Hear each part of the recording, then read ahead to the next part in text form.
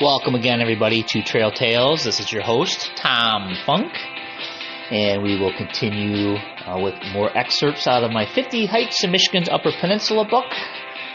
And we are on hike number 21, and we are in the still in the western Upper Peninsula, but on the shore of Lake Michigan at Fayette State Park. And we're going to be hiking today what they call the Overlook Trail.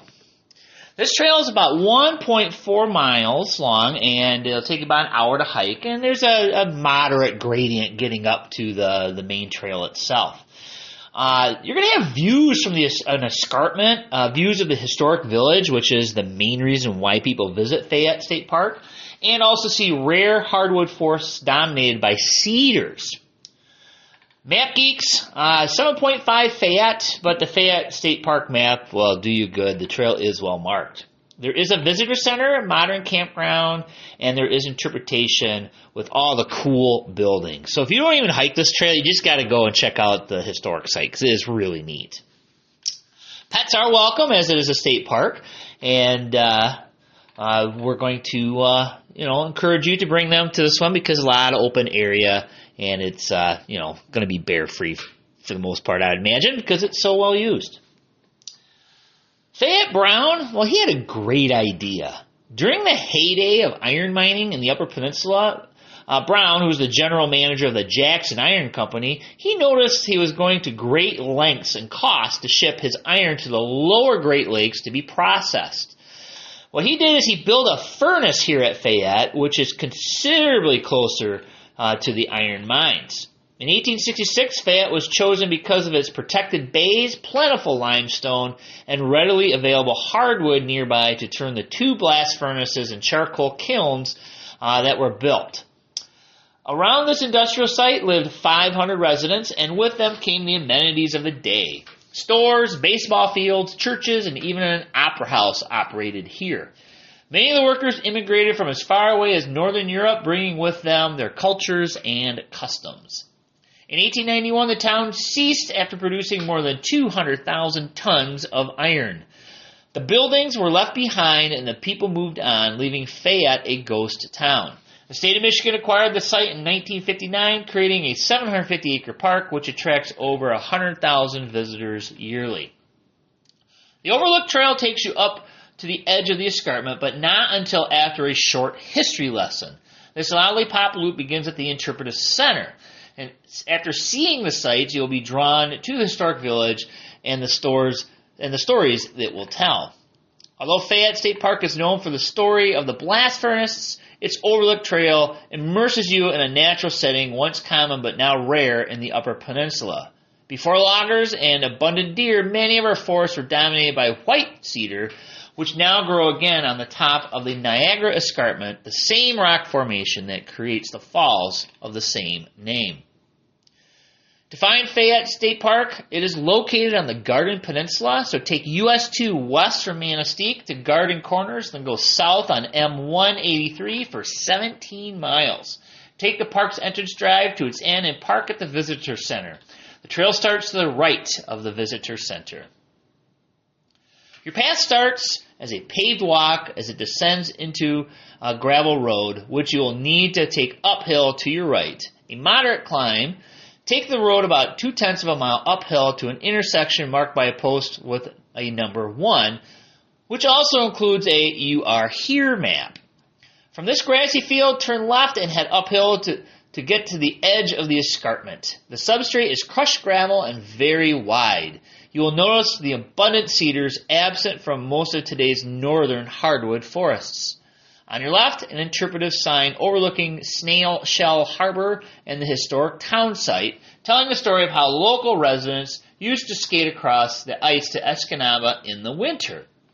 Looking to the horizon, you can just make out the ancient lake level on Burnt Bluff just south of your current location. On the right is a concave land formation indicating the post-Algonquin glacial Great Lake stage. To the left of this formation, a small dip in the landform shows an even higher and older Lake Algonquin shoreline. Carry on, moving into thick forest composed mostly of cedar and paper birch. Rock outcroppings on your right, some the size of a small house, line the upward slope of the hill. The trail peels away from the escarpment, heads uphill with a moderate climb for a couple hundred yards. Your cedars diminish and the forest takes on a typical northern hardwood character with sugar maples and paper birch. The ground cover is noticeably different. Look for sarsaparilla berries and doll's eyes in the late summer and early fall. Take note of a few American beech trees in the forest. This is about as far west in the Upper Peninsula you will find this gray, smooth-barked tree.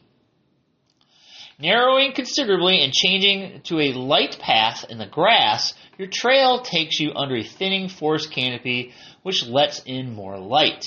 A large patch of red-berried elderberry, a species you are recommended not to eat, as these berries are mildly poisonous to humans, and you'll see these in the forest openings. You should not feel that these are going to waste, though, as the local birds feast on the fruit when it becomes ripe. You'll reach trail marker number 3 near the top of the hill, 4/10 of a mile from your first intersection. At this intersection, you can veer left or a half-mile loop or right for a 0.3 mile. So, both of these will bring you back to the main trail. Stroll to the right and you'll have a slight climb through the forest. The trail levels out and continues through the grass. The half-mile loop merges with your trail coming in from behind and to your right. Although the state park map indicates that this is the location of marker number 4, in fact, it is just an old blue tip post with a footprint carved into it. The trail descends slowly back towards town, and you will notice that the woodland is once again dominated by cedars, as it was at the beginning of your hike. Keep your eyes open for white ash, an uncommon tree in this forest. Your quote-unquote missing trail marker number 4 is 0.2 miles downhill at the edge of a mowed right-of-way along the entrance drive. Look to your right, and you'll see the gravel road you used to reach marker 1. Then walk downhill and enjoy the history lesson by walking around the town site. All right, Fayette State Park. Definitely worth the visit. I just read an article that they were doing some studies on the age of the forest because these cedar trees are large for cedars because cedars just get mowed down by deer in Michigan. So since they were growing on an escarpment and it's a heavily trafficked area on a peninsula, the deer population is very low. And what they found were trees that were over 1,000 years old. So that's pretty cool. They were stunted and small. You wouldn't think that they'd be 1,000 years old, being such small size, but that's what they were finding. They were finding trees that were quite old, so that was pretty cool. So if you go to Fayette, check out those cedars and think to yourselves, yeah, these trees, they could be 1,000 years old. All right, well, thanks for joining me again on Trail Tales. This is Tom Funk, your host, and I want to thank Nortive 8, makers of hiking shoes, for sponsoring this podcast. And I'm testing them out right now, and so far so good, and kind of surprised how comfortable they are. Usually hiking boots, the kinds I wear, not so comfortable. So thanks Nortive 8 for the sponsorship. And we will see you again. Thanks for joining me. Take care, and we'll see you again on Trail Tales.